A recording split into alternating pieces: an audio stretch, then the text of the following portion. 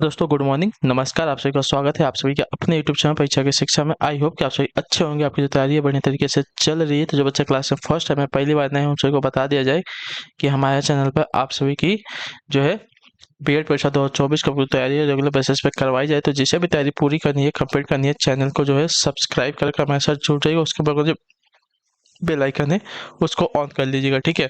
और जो क्लासेस है बीएड के साथ साथ आपको डीएलएड वाले छात्र हैं उनके लिए भी है, तो वो लोग भी जो है क्लास को पूरा अटेंड करेंगे, ठीक है। क्लास का जो समय है देख लीजिए। जीके जीएस की जो क्लास है सुबह 10 बजे आपको डेली इसी टाइम पे देखने को मिलती है। रीजनिंग की जो क्लास है आपको दोपहर को 1 बजे, कला और की जो क्लास है शाम को 4 बजे, और जो हिंदी की क्लासेस आती है आपको शाम को 7 बजे टाइम पे देखने को मिलती है। तो हमारे क्लासेस का जो शेड्यूल आप सब लोग याद करके रखिए, इसी टाइम पे वो क्लासेस से जुड़ना, अपनी तैयारी को जो है पूरा और कंप्लीट करना, ठीक है। बाकी आपका कोई भी डाउट हो, कोई भी क्वेश्चन हो, कोई भी क्वेरी हो, तो आप हमें आके इंस्टाग्राम पर पूछ सकते हैं। परीक्षा की शिक्षा हमारा इंस्टाग्राम का पेज है, नीचे डिस्क्रिप्शन में आपको इसका लिंक मिल जाएगा, तो फटाफट जाके आप इंस्टाग्राम से हमारे ज्वाइन हो जाइए, ठीक है। बाकी पीडीएफ और बाकी के नोट्स के लिए हमारा जो टेलीग्राम का चैनल है उसको ज्वाइन कर लीजिए। परीक्षा की शिक्षा का नीचे डिस्क्रिप्शन में इसका लिंक मिला, तो फटाफट जाके टेलीग्राम चैनल से भी ज्वाइन हो जाइए, ठीक है। वहाँ पे क्या है, डेली बेसिस आपको क्लास का अपडेट दिया जाता है, और जो एग्जाम का अपडेट भी होगा आपको यहाँ पे बताया जाए, तो आप लोग यहाँ पे जुड़े रहेंगे तो आपका जो है फायदा ही होने वाला है, ठीक है। बाकी अगर यूपी बीएड वालों की बात करें, तो जिसने अभी तक फॉर्म नहीं भरा है यूपी बीएड का, 10 मार्च को आपका लास्ट डेट है, तो जाके फटाफट फॉर्म भर दीजिए, क्योंकि उसके बाद आपको दोबारा चांस नहीं दिया जाएगा फॉर्म भरने के लिए, ठीक है। और जो है 24 अप्रैल को जो है उसका एग्जाम होने वाला है, ठीक है। एग्जाम डेट भी उसका डिक्लेयर हो चुका है, पहले ही हो चुका था जब फॉर्म आया था तभी। और जब का बिहार वाले हैं अभी तक उनका कोई नोटिफिकेशन नहीं आया है, जैसे नोटिफिकेशन आएगा आपको बता दिया जाएगा। बाकी स्टेट का भी जैसे ही कुछ होगा, जैसे ही कुछ बताया जाएगा आपको उसके बारे में बता दिया जाएगा, ठीक है। तो चलें क्लास स्टार्ट करेंगे। स्टार्ट करने से पहले जिसने क्लास को लाइक नहीं है, क्लास को एक लाइक कर दीजिए, क्लास को अपने दोस्तों के साथ जो है शेयर कर दीजिएगा, ठीक है। चलिए क्लास स्टार्ट करें। पहला क्वेश्चन देखते हैं क्या पूछा गया है, ध्यान से देख के उत्तर देंगे। अटेंशन को, किसी वस्तु के मांग वक्र के अनुसार गतिशीलता किसमें आय परिवर्तन के कारण होती है, बताइए। किसी वस्तु के मांग वक्र के अनुसार गतिशीलता किसमें आय परिवर्तन के कारण होती है साथियों। उपभोक्ताओं की आय में, उनके अपने मूल्य में, उपभोक्ताओं की रुचि में, उपभोक्ताओं की अपेक्षाएं में, बताइए किसमें। तो आपका राइट आंसर हो साथियों उनके अपने मूल्य में, जो आपका दिया गया बी विकल्प आपका राइट आंसर हो जाएगा, ठीक है। क्लियर है। किसी वस्तु में मांग वक्र में गतिशीलता वस्तु के अपने मूल्य परिवर्तन के कारण उत्पन्न होती है। वस्तु का मूल्य बढ़ने पर मांग घटती है तथा मूल्य घटने पर जो है मांग बढ़ती है, ठीक है। तो जो आपका दिया गया बी विकल्प आपका सही उत्तर। अगला क्वेश्चन देखा आपका दूसरा नंबर, क्या दिया गया ध्यान से देख के बताएंगे। भारत में मौद्रिक नीति किसके द्वारा बनाई और लागू की जाती है, बताइए। भारत में मौद्रिक नीति जो है किसके द्वारा बनाई और लागू की जाती है, इसका सही उत्तर क्या हो जाएगा साथियों। तो देखिए इसका राइट आंसर हो जाएगा साथियों भारतीय रिजर्व बैंक द्वारा, जो आपका दिया गया सी विकल्प आपका राइट आंसर है, ठीक है। क्लियर सबको इसके बारे में। भारत में मौद्रिक नीति जो है भारतीय रिजर्व बैंक द्वारा बनाई और लागू की जाती है, ठीक है। क्लियर सबको इसके बारे में। मौद्रिक नीति अर्थव्यवस्था में मुद्रा की पूर्ति के नियमन, समायोजन तथा ब्याज दर में परिवर्तन के द्वारा मूल्य तथा रोजगार की स्थिरता, आर्थिक समृद्धि तेज करने तथा विदेशी भुगतान में संतुलन स्थापित करने का प्रयास करती है, ठीक है। भारतीय मुद्रा बाजार में रिजर्व बैंक को केंद्रीय स्थिति प्राप्त है तथा वही देश की में स्वयं शाखा नियमन का नियंत्रण करता है, ठीक है। क्लियर सभी को इसके बारे में। चलिए अगला क्वेश्चन देखेंगे, आपको बताएंगे तीसरा नंबर प्रश्न, ध्यान से देख के बताएंगे आंसर क्या हो जाएगा, ठीक है। वह विधि के माध्यम से जीएनपी की गणना में क्या शामिल नहीं किया जाता, बताइए। वह विधि के माध्यम से जीएनपी की गणना में क्या शामिल नहीं किया जाता है साथियों, इसका सही उत्तर क्या हो जाएगा। तो देखिए वह विधि के माध्यम से जीएनपी की गणना में जो आपका साथियों मूल्य ह्रास का वह जो है शामिल नहीं किया था, तो जो आपका दिया गया यहाँ पे सीएल विकल्प आपका राइट आंसर होगा, ठीक है। क्लियर सभी को इसके बारे में। वह विधि के माध्यम से सकल घरेलू उत्पाद यानी कि जीएनपी की गणना में जो है सकल घरेलू निजी निवेश, निवल विदेशी निवेश, निजी उपभोग व्यय, सरकार द्वारा वस्तुओं तथा सेवाओं की खरीदी पर व्यय तथा शुद्ध निर्यात को शामिल किया जाता है। मूल्य ह्रास को जो है इसमें शामिल नहीं किया जाता है, ठीक है। क्लियर है। अगला क्वेश्चन चौथा नंबर प्रश्न, ध्यान से देख कर उत्तर दीजिएगा। अटेंशन होगा, निम्न में से कौन सा विषय जो है केंद्रीय सूची में नहीं है, बताइए। निम्न में से कौन सा विषय जो है केंद्रीय सूची में नहीं है, तो केंद्रीय सूची में आपका विषय जो आपका देखिए क्या दिया गया, जनगणना दिया गया, बैंकिंग दिया गया, मजदूर संगठन और विदेशी ऋण दिया गया है, तो आपका राइट आंसर हो जाएगा ऑप्शन नंबर सी, ठीक है। मजदूर संगठन जो आपका देखिए किसमें, तो केंद्रीय सूची में शामिल नहीं होता, तो आपका सी वाला ऑप्शन देगा आपका यहाँ पे सही उत्तर हो जाएगा। ठीक है, क्लियर सभी को इसके बारे में। चलिए अगला प्रश्न देखते हैं आपका 5वां नंबर प्रश्न, ध्यान से देखिएगा, उत्तर दिएगा आंसर का। लॉब डुगल्स उत्पादन फलन यानी कि Q equal to A L raise to A K minus L minus ए किस पर आधारित है बताइए। लॉब्स डुगल्स उत्पादन फलन मापक के स्थिर प्रतिफल सिद्धांत पर आधारित होता है। ठीक है, तो जो आपका सी विकल्प देगा आपका राइट आंसर। ठीक है, लॉब डुगल उत्पादन जो है मापक का स्थिर प्रतिफल, ठीक है, इस पर आधारित होता है, तो जो आपका दिया गया यहाँ पे सी वाला ऑप्शन आपका यहाँ पे राइट आंसर हो जाएगा। ठीक है, क्लियर सभी को इसके बारे में। चलिए अगला प्रश्न भी देखते हैं क्या देगा आपका 6ठा नंबर प्रश्न। ठीक है, क्या देगा, संसदीय शब्दावली में समापन से क्या आशय बताइए। संसदीय शब्दावली में समापन से क्या आशय होता है, तो देखिए संसदीय शब्दावली में समापन से आपका आशय होता है किसी प्रस्ताव की चर्चा पर रोक, जो आपका दिया गया यहाँ पे बी वाला विकल्प आपका राइट आंसर। ठीक है, संसदीय शब्दावली में समापन से किसी प्रस्ताव की चर्चा पर रोक होता है, तो जो आपका बी वाला विकल्प देगा आपका यहाँ पे राइट आंसर हो जाएगा। ठीक है, क्लियर होगा इसके बारे में। क्लियर है, यह रोक जो है प्रस्ताव पर विरोधी दल के विरोध के कारण लगाई जाती है। ठीक, अगला क्वेश्चन देखिए आपका 7वां नंबर, क्या देगा, ध्यान से देख के बताएंगे, राइट आंसर क्या हो जाएगा आपका। क्या देगा, निम्न में से विषम क्या है बताइए। विषम इसमें से क्या है साथियों, देखिए दिल्ली परिवहन निगम दिया गया, भारतीय रेल दिया गया है, किंग फिशर एयरलाइंस दिया गया और रिलायंस इंडस्ट्रीज लिमिटेड दिया गया है। तो इसमें से आपका जो विषम दिया गया साथियों यहाँ पे ऑप्शन नंबर डी हो जाएगा, रिलायंस इंडस्ट्रीज लिमिटेड। इसको छोड़कर शेष जो है तीनों परिवहन क्षेत्र से संबंधित है। ठीक है, किंग फिशर एयरलाइंस, ठीक है, भारतीय रेलवे और दिल्ली परिवहन निगम, ये सभी क्या है, तीनों के तीनों आपके किससे, तो परिवहन क्षेत्र से संबंधित है। लेकिन जो आपका रिलायंस इंडस्ट्री लिमिटेड रहेगा आपका परिवहन के क्षेत्र से संबंधित नहीं है। ठीक है, अगला क्वेश्चन 8वां नंबर प्रश्न, ध्यान से देखिएगा, बताइएगा निम्न में से कौन सा जोड़ा जो आपका अनुकूल नहीं है। ठीक है, अनुकूल नहीं है। अनुच्छेद 14 विधि के अनुसार समानता से संबंधित है, अनुच्छेद 16 आपका समान अवसर से संबंधित है, अनुच्छेद 17 आपका उपाधियों का समापन से संबंधित है, अनुच्छेद 18 सैनिक उपाधियों की अनुमति से संबंधित है। तो इसमें से कौन सा आपका सही, अनुकूल सही नहीं है ना, अनुकूल नहीं है ना। देखिए संविधान का अनुच्छेद 17 जो है मौलिक अधिकारों के अंतर्गत आता है, अस्पृश्यता के अंत से संबंधित है, मैंने कल आपके बारे में इसको बताया था। ठीक है, अस्पृश्यता के अंत से संबंधित होता है आपका अनुच्छेद 17। ठीक है, क्लियर सभी को इसके बारे में। यदि कोई नागरिक अस्पृश्यता को अपने जीवन में अपनाता है या ऐसी भावना प्रकट करता है तो उसे दंडनीय अपराध घोषित किया गया है। ठीक है, अगले क्वेश्चन में आपका देखेंगे 9 नंबर प्रश्न, ध्यान से देखकर उत्तर दीजिएगा। निम्न में से किस राष्ट्रपति ने लगातार 2 बार राष्ट्रपति पद संभाला था बताइए। निम्न में से किस राष्ट्रपति ने 2 बार लगातार राष्ट्रपति पद संभाला था, तो आपका राइट आंसर हो सकता है डॉक्टर राजेंद्र प्रसाद ने। ठीक है, जो आपका दिया गया यहाँ पे सी विकल्प आपका सही उत्तर होगा। ठीक है, डॉक्टर राजेंद्र प्रसाद लगातार 2 बार भारत के प्रधानमंत्री पद को संभाल चुके हैं। ठीक है, उन्होंने 26 जनवरी 1950 से लेकर 13 मई 1962 तक जो है राष्ट्रपति पद को संभाला था। ठीक है, चलिए अगला प्रश्न देखिए आपका 10वां नंबर प्रश्न, ध्यान से देखिए, उत्तर देने की कोशिश करेंगे। किस संशोधन अधिनियम से मतदान की आयु जो है 21 वर्ष से घटा के आपकी 18 वर्ष कर दी गई थी साथियों बताइए। मैंने आपको इसके बारे में कई बार बता चुका है, किस संशोधन अधिनियम से जो है मतदान की आयु को जो है 21 वर्ष से घटाकर 18 वर्ष कर दी गई थी, तो आपका राइट आंसर साथियों 61वें संविधान संशोधन से। ठीक है, जो आपका दिया गया यहाँ पे डी वाला विकल्प आपका सही उत्तर हो जाएगा। ठीक है, क्लियर सभी को। चलिए अगला प्रश्न देखिए आपका 11 नंबर है, 13वीं शताब्दी में राजस्थान के माउंट आबू में प्रसिद्ध दिलवाड़ा मंदिर किसने बनवाया था बताइए। इसका राइट आंसर क्या हो जाएगा, इसका सही उत्तर क्या हो जाएगा। 13वीं शताब्दी में राजस्थान के माउंट आबू में प्रसिद्ध दिलवाड़ा मंदिर किसने बनवाया था, तो आपका राइट आंसर यहाँ पे हो जाएगा तो तेजपाल ने, जो आपका दिया गया यहाँ पे डी वाला विकल्प आपका सही उत्तर हो जाएगा। ठीक है, क्लियर सभी को इसके बारे में।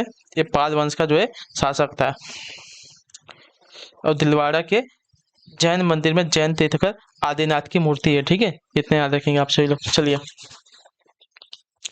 अगला क्वेश्चन आपका क्या दिया गया है 12 नंबर, ध्यान से देख के बताइएगा। निम्न के जोड़े बनाइए। ठीक है, सूची 1 का सूची 2 से जोड़ा बनाना है। विक्रम संवत कब से कब तक है, तो विक्रम संवत की बात की जाएगी तो आपकी 320 एडी से है। ठीक है, विक्रम संवत आपका 320 एडी से। शक संवत की बात की जाए तो शक, अच्छा एक मिनट गलत हो रहा है। विक्रम संवत, तो देखिए विक्रम संवत की बात की जाएगी तो विक्रम संवत जो आपका है साथियों 58 बीसी से है। ठीक है, जो आपका दिया गया यहाँ पे सी वाला विकल्प, इसका मिलान इससे हो जाएगा। ठीक है, विक्रम संवत आपका 58 ईसा पूर्व में मालवा नरेश विक्रमादित्य द्वारा बनवाया गया था, ठीक है। और जो आपका दिया गया है यहाँ पे शक संवत, तो शक संवत की बात करें तो शक संवत आपका 78 ईसा में कुषाण शासक कनिष्क द्वारा जो है बनवाया गया था, ठीक है। कलचुरी संवत की बात करें तो कलचुरी संवत जो आपका देखिए 248 ईस्वी में, ठीक है, 248 ईस्वी में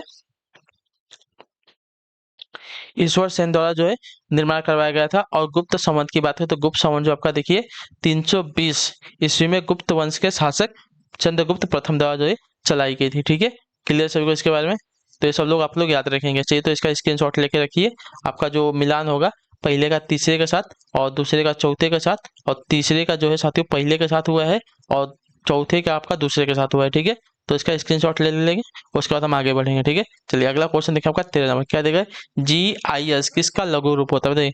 GIS किसका लघु रूप है साथियों? इसका राइट आंसर क्या होगा? देखिए GIS की बात करेंगे तो GIS जो आपका साथी देखिए जियोग्राफिकल इंफॉर्मेशन सिस्टम का जो है लघु रूप होता है, जो आपका दिया गया यहाँ पे सी वाला विकल्प आपका सही होता है, ठीक है। जियोग्राफिकल इंफॉर्मेशन, इसका जो है शॉर्ट फॉर्म क्या होता है? GIA होता है, ठीक है। क्लियर सभी को इसके बारे में? चलिए अगले क्वेश्चन बढ़ेंगे, आपका देखेंगे क्या दिया गया है। 14 नंबर, महावीर कौन थे बताइए। महावीर कौन थे? 21वें तीर्थंकर थे, 24वें तीर्थंकर थे, 23वें तीर्थंकर थे या 22वें तीर्थंकर थे, कौन थे? तो महावीर स्वामी जो है जैन धर्म के मुख्य प्रवर्तक तथा 24वें तीर्थंकर थे, ठीक है। तो जो आपका बी विकल्प देगा आपका सही उत्तर हो जाएगा, ठीक है। इनके बचपन का जो नाम था क्या था? वर्धमान था, ठीक है। क्लियर है? अगला क्वेश्चन देखेंगे आपका 15 नंबर, बताइएगा राइट आंसर का। निम्न में से कौन सी नदी जो है हिमालय से परे की नदी है बताइए। हिमालय से परे की नदी कौन सी हो जाएगी साथियों? गंगा, यमुना, सतलुज, रावी। गंगा, यमुना, सतलुज, रावी, इसमें से कौन सी नदी जो है हिमालय से परे की नदी है? तो देखिए आपका राइट आंसर हो जाएगा ऑप्शन नंबर सी, सतलुज नदी, ठीक है। क्लियर सबको? सतलुज नदी जो है सिंधु नदी की सहायक नदी है। यह नदी जो है कैलाश पर्वत के दक्षिणी ढालों पर मानसरोवर झील के निकट 5000 मीटर की ऊंचाई पर राक्षस ताल से निकलती है, ठीक है। यह नदी भारत में 1050 किलोमीटर की दूरी को जो है तय करती है, ठीक है। क्लियर सभी को? चलिए अगला प्रश्न देखते हैं आपका 16 नंबर, क्या देगा? निम्न में से किस विदुषी ने वाद विवाद में अजय याज्ञवल्क्य को चुनौती दी थी बताइए। किस विदुषी ने जो है वाद विवाद में अजय याज्ञवल्क्य को जो है चुनौती दी थी साथियों? इसका सही उत्तर क्या हो जाएगा? तो आपका राइट आंसर गार्गी ने दिया था, जो आपका दिया गया यहाँ पे डी वाला विकल्प आपका राइट आंसर हो जाएगा, ठीक है। क्लियर सभी को इसके बारे में? चलिए अगले क्वेश्चन में आपका देखेंगे। वापस आ गया आपका मिलान करना है, नीचे दिए गए कूट का प्रयोग करके जोड़े बनाइए। सूची 1, सूची 2। सूची 1 में क्या देगा? 1 की प्रकृति दी गई, क्षेत्र दिया गया है, ठीक है। तो चलिए 1 की प्रकृति क्या है? तो उष्णकटिबंधीय सदाहरित, उष्णकटिबंधीय सदाहरित क्षेत्र कहाँ पे है? तो देखिए उष्णकटिबंधीय सदाहरित क्षेत्र की अगर बात की जाएगी साथियों, तो ये जो है साथियों आपका है शिलोंग में, ठीक है। उष्णकटिबंधीय सदाहरित जो आपका वन है कहाँ पे पाए जाते हैं? शिलोंग वाले क्षेत्र में पाए जाते हैं, ठीक है। क्लियर सभी को इसके बारे में? और मानसून की बात करें तो मानसून जो है साथियों आपके पाए जाते हैं कहाँ पर? तो शिवालिक के क्षेत्रों में, ठीक है। और आपका संतुलित जो आपके पाए जाते हैं कहाँ पाए जाते हैं साथियों? तो संतुलित की बात करें तो संतुलित जो आपके नीलगिरी के पहाड़ों में पाए जाते हैं। और मैंग्रोव की बात करें तो आपका पश्चिम बंगाल में पाया जाता है, ठीक है। क्लियर सभी को इसके बारे में? चलिए अगला क्वेश्चन भी देखेंगे इसके साथ।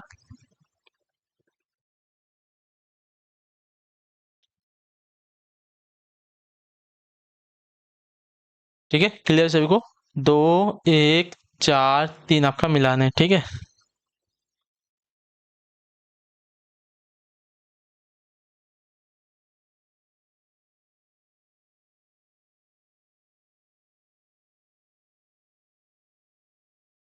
अगले क्वेश्चन बढ़ेंगे आपका देखेंगे 18 नंबर प्रश्न, ध्यान से देखिएगा, उत्तर दीजिएगा। निम्न में से किस घटना ने इंग्लैंड के सम्राट को भारतीय प्रशासन को अपने अधीन कर लेने के लिए जो है प्रेरित किया था बताइए। निम्न में से किस घटना ने जो है इंग्लैंड के सम्राट को भारतीय प्रशासन को अपने अधीन कर लेने के लिए जो है प्रेरित किया था? इसका राइट आंसर क्या हो जाएगा? तो आपका राइट आंसर हो जाएगा यहाँ पे सिपाहियों के विद्रोह ने 1857 के, जो आपका दिया गया यहाँ पे डी वाला विकल्प आपका सही उत्तर हो जाएगा, ठीक है। 1857 ईस्वी के विद्रोह के असफल होने के तत्काल बाद ब्रिटिश क्राउन ने कंपनी से भारत पर प्रशासन करने के सभी अधिकार वापस ले लिए थे। 1858 ईस्वी में जो है भारत सरकार अधिनियम पारित किया गया, जिससे ब्रिटिश सरकार ने भारत का शासन अपने हाथ में ले लिया तथा भारत के गवर्नर जनरल को जो है वायसराय कहा जाने लगा था उस समय से। ठीक है, चलिए अगला प्रश्न देखते हैं क्या देगा, ध्यान से देखिएगा, बताने की कोशिश करेगा। 19 में क्या देगा, नागा अर्जुन सागर परियोजना किस नदी पर अवस्थित है, बताइए। नागा अर्जुन सागर परियोजना जो है किस नदी पर अवस्थित है साथियों, इसका सही उत्तर क्या हो जाएगा, गोदावरी नदी पर, कृष्णा नदी पर, कावेरी नदी पर या ताप्ती नदी पर। तो देखिए नागा अर्जुन सागर परियोजना जो है आंध्र प्रदेश राज्य में जो है कृष्णा नदी पर अवस्थित है, जो आपका दिया गया यहाँ पे कौन सा वाला, सी वाला ऑप्शन आपका यहाँ पे राइट आंसर हो जाएगा। ठीक है, ए वाला ऑप्शन जो दिया गया राइट आंसर हो जाएगा। ठीक है, क्लियर है, सी वाला नहीं ए वाला। ठीक है, यह परियोजना जो है सिंचाई एवं जल विद्युत उत्पादन से संबंधित है। ठीक है, चलेंगे अगला क्वेश्चन देख लेते हैं आपका 20 नंबर, सुएज नहर किसे जोड़ती है, बताइए। सुएज नहर जो है किसे जोड़ने का कार्य करती है, तो देखिए सुएज नहर जो आपका लाल सागर तथा भूमध्य सागर को जो है जोड़ने का कार्य करती है, जो आपका दिया गया यहाँ पे पी विकल्प आपका राइट आंसर हो जाएगा। ठीक है, मिस्र की सुएज नहर जो है लाल तथा भूमध्य सागर को जोड़ती है। इस नहर का जो निर्माण है 1869 ईस्वी में हुआ था और 1956 मतलब 1869 ईस्वी में जो है हुआ था तथा 1956 ईस्वी में मिस्र द्वारा इसका राष्ट्रीयकरण किया गया था। यह जो है विश्व की सबसे लंबी नहर है। ठीक है, क्लियर है। चलिए अगला प्रश्न देखते हैं आपका 21 नंबर प्रश्न, ध्यान से देखिएगा, बताइएगा राइट आंसर। वह औषधि कौन सी है जो दुश्चिंता को कम करती है और शांति प्रदान करती है, बताइए। वह औषधि कौन सी है दुश्चिंता को कम करती है और शांति प्रदान करती है, तो आपका राइट आंसर हो जाएगा साथियों यहाँ पे जो है प्रशांतक, जो आपका ये वाला विकल्प देगा आपका सही उत्तर हो जाएगा। ठीक है, क्लियर सभी को। प्रशांतक जो है आपकी दुश्चिंता को कम करती है और शांति प्रदान करती है। ठीक है, चलिए अगला प्रश्न देखते हैं आपका क्या दिया गया है 22 नंबर। ठीक है, कूटक किसमें नहीं पाया जाता, बताइए। कूटक जो है किसमें नहीं पाया जाता, इसका राइट आंसर क्या होगा, देखिए कूटक जो आपका देखिए शुतुरमुर्ग में नहीं पाया जाता, जो आपका दिया गया यहाँ पे बी वाला विकल्प आपका राइट आंसर हो जाएगा। ठीक है, क्लियर है। कूटक जो आपका किसमें, तो शुतुरमुर्ग में नहीं पाया जाता है। ठीक, क्लियर है। अगला क्वेश्चन आपका 23 नंबर क्या देगा, विस्तृत स्पेक्ट्रम प्रतिजैविकी किससे उत्पन्न होती है, बताइए। विस्तृत स्पेक्ट्रम प्रतिजैविकी किससे उत्पन्न होती है साथियों, इसका राइट आंसर क्या हो जाएगा, तो इसका राइट आंसर हो जाएगा साथियों आपका स्ट्रेप्टोमाइसिस से, जो आपका दिया गया ए वाला विकल्प आपका राइट आंसर होगा। ठीक है, विस्तृत स्पेक्ट्रम प्रतिजैविकी जो है स्ट्रेप्टोमाइसिस जीवाणुओं से उत्पन्न किए जाते हैं। यह जो है प्रतिजैविक मनुष्यों में जीवाणु द्वारा होने वाले रोगों की रोकथाम में बहुत उपयोगी सिद्ध हुए हैं। ठीक है, क्लियर है इसके बारे में। चलिए अगला प्रश्न देखिए आपका 24 में क्या देगा, ध्यान से देखिए बताइएगा। वह वड़क जो वनस्पति को पराबैंगनी किरणों के दुष्प्रभाव से बचाता है कौन सा, बताइए। वह वड़क जो वनस्पति को पराबैंगनी किरणों के दुष्प्रभाव से बचाता है कौन सा है, तो आपका राइट आंसर हो जाएगा साथियों कैरोटेनाइड है, जो आपका बी वाला विकल्प देगा आपका राइट आंसर। ठीक है, कैरोटेनाइड जो है आपका देखिए ऐसा वड़क है जो वनस्पति को पराबैंगनी किरणों से अब पराबैंगनी कीड़ों के दुष्प्रभाव से बचाता है। ठीक है, क्लियर सभी को इसके बारे में। चलिए अगला प्रश्न देखिए आपका 25 नंबर, ध्यान से देखिए। ग्लाइकोजिन स्टार्च तथा सेल्यूलोज किसके बहुलक है, बताइए। इसका राइट आंसर क्या हो जाएगा, क्या देगा, ग्लाइकोजिन स्टार्च तथा सेल्यूलोज जो है किसके बहुलक के साथी हो, तो आपका राइट आंसर हो जाएगा यहाँ पे ग्लूकोज के, जो आपका दिया गया यहाँ पे बी वाला विकल्प आपका राइट आंसर हो जाएगा। ठीक है, क्लियर सभी को इसके बारे में। ठीक है, चलिए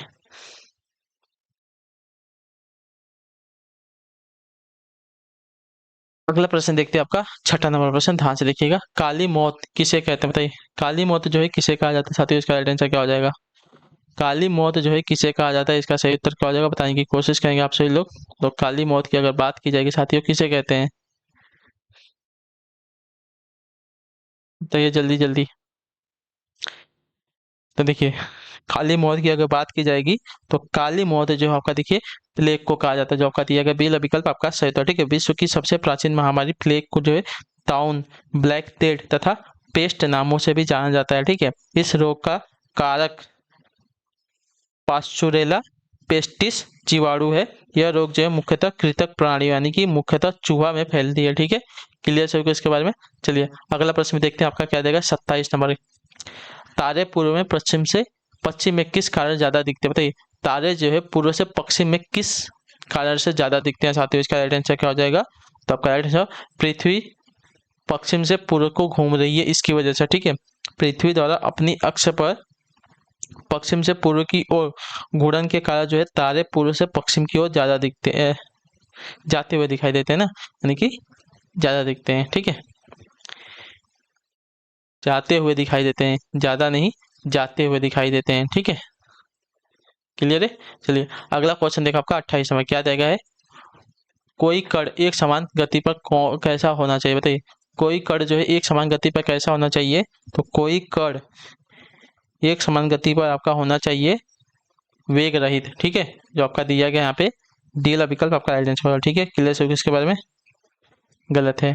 उसका वेग जो है एक समान हो सकता है, ठीक है। जो सी वाला विकल्प देगा आपका वो राइट हो जाएगा, ठीक है।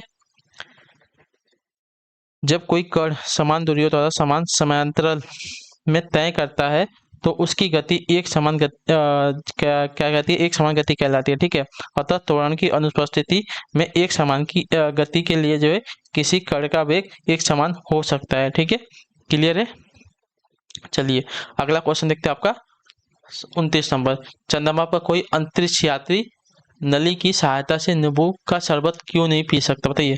चंद्रमा पर कोई अंतरिक्ष यात्री नली की सहायता से नींबू का शरबत क्यों नहीं पी सकता है? तो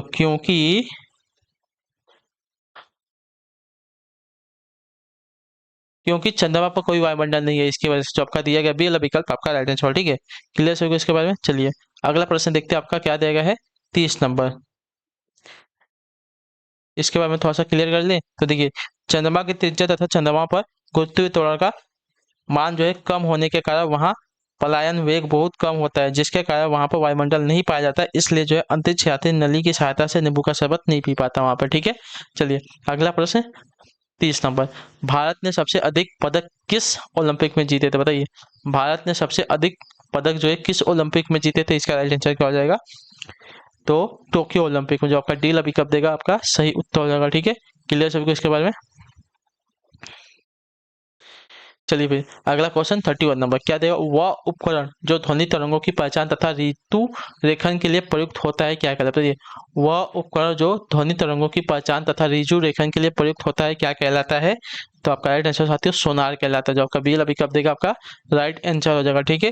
क्लियर सभी को। सोनार द्वारा समुद्र की सोनार द्वारा जो समुद्र में डूबी हुई वस्तुओं का पता लगाया जाता है, ठीक है। इसके लिए परासभ्य तरंगों का जो है प्रयोग किया जाता है, ठीक है। क्लियर है सभी को इसके बारे में। चलिए अगला क्वेश्चन देखते हैं आपका क्या देगा, बताने की कोशिश कीजिएगा। 32 नंबर। लाइन किसका लघु रूप होता है, बताइए। लाइन किसका लघु रूप होता है? तो लाइन जो आपका साथी होता है लोकल एरिया नेटवर्क्स का, जो आपका दिया गया डी वाला विकल्प आपका राइट आंसर, ठीक है। लाइन किसका लघु रूप होता है? तो लोकल एरिया नेटवर्क्स का, ठीक है। क्लियर सभी को इसके बारे में। चलिए यह जो है छोटे मोटे जगहों पर जो है लगाया जाता है, देखिए, जिसका तात्पर्य एक छोटे भौगोलिक क्षेत्र जैसे घर, ऑफिस, भवन को एक छोटे समूह, हवाई अड्डे आदि में जो है कंप्यूटर नेटवर्क होता है, ठीक है। वर्तमान में यह जो है इथरनेट तकनीक पर आधारित है, ठीक है। इस नेटवर्क का जो है आकार छोटा लेकिन डाटा संचारण की गति तीव्र होती है, ठीक है। चलिए अगला क्वेश्चन देखिए आपका 33 नंबर। ध्यान से देखिएगा, बताइएगा निम्न में से कौन किसी वात्या भट्टी में धातुमल के लिए जो है प्राप्त किया जाता है, बताइए। निम्न में से कौन जो है किसी वात्या भट्टी में धातुमल के रूप में जो है प्राप्त किया जाता है? तो आपका यहाँ पे राइट आंसर हो जाएगा साथियों कैल्शियम सिलिकेट। जो आपका टेल अभी कब देगा आपका राइट आंसर, ठीक है। वात्या भट्टी में सिरेडाइट सिरे सीडेराइट, ठीक है, सीडेराइट से लोहे के निष्करण के लिए अम्लीय गालक तथा क्षारीय गालक मिलाया जाता है। इन तीनों की परस्पर क्रिया द्वारा जो धातुमल के रूप में कैल्शियम सिलिकेट प्राप्त होता है, ठीक है। क्लियर हो गया इसके बारे में। चलिए अगला प्रश्न देखते हैं आपका 34 नंबर क्या देगा? जब H2 गैस को जो है उच्च दाब के क्षेत्र से निम्न दाब के क्षेत्र में प्रसारित किया जाता है तो उस गैस के तापमान पर क्या प्रभाव पड़ता है, बताइए। जब H2 गैस को जो है उच्च दाब के क्षेत्र से निम्न दाब के क्षेत्र में प्रसारित किया जाता है तो उस गैस के तापमान पर क्या प्रभाव पड़ता है? तो आपका राइट आंसर हो जाएगा साथियों बढ़ जाता है। जो आपका बी अभी कब देगा आपका राइट आंसर है, ठीक है। जब H2 गैस को उच्च दाब के क्षेत्र से निम्न दाब के क्षेत्र में प्रसारित किया जाता है तो उस गैस का जो तापमान है क्या होता है? बढ़ जाता है, ठीक है। चलिए अगला प्रश्न देख लेते हैं आपका 35 नंबर क्या देगा? वनस्पति घी में औद्योगिक उत्पादन में कौन सी विधि काम में लाई जाती है, बताइए। इसका राइट आंसर क्या हो जाएगा? वनस्पति घी के औद्योगिक उत्पादन में कौन सी विधि काम में लाई जाती है? तो आपका राइट आंसर हो जाएगा साथियों यहाँ पे अपचयन की विधि, जो आपका पीएल विकल्प देगा आपका राइट आंसर हो जाएगा। ठीक है, क्लियर। वनस्पति घी के औद्योगिक उत्पादन में जो है अपचयन की विधि जो है काम में लाई जाती है। अगला क्वेश्चन आपका 36 नंबर, ध्यान से देखिएगा, बताइएगा निम्न में से कौन सा जो है अपतृण औद्योगिक प्रवाह से उत्पन्न जल प्रदूषण पर नियंत्रण रखने में उपयोगी सिद्ध हुआ है? बताइए, निम्न में से कौन सा अपतृण औद्योगिक प्रवाह से उत्पन्न जल प्रदूषण पर नियंत्रण रखने में जो है उपयोगी सिद्ध हुआ है? तो आपका राइट आंसर हो जाएगा साथियों यहाँ पे जल संबुल, जो आपका दिया गया यहाँ पे सी वाला विकल्प आपका राइट आंसर हो जाएगा। ठीक है, क्लियर सभी को इसके बारे में।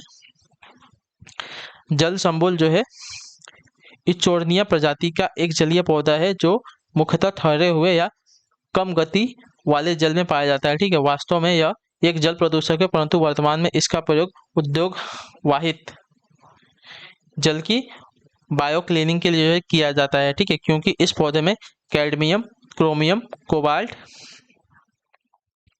निकिल, लेड तथा मैग्नीशियम जैसे खतरनाक रसायनों के प्रति अत्यधिक सहनशीलता पाई जाती है। ठीक है, तथा यह जल से इनका अवशोषण कर लेता है। इस प्रकार जो है पेयजल से आर्सेनिक की अशुद्धियों को जो है दूर करने के लिए भी इसका उपयोग किया जाता है। ठीक है, चलिए अगला क्वेश्चन आपका 37वां क्या देगा?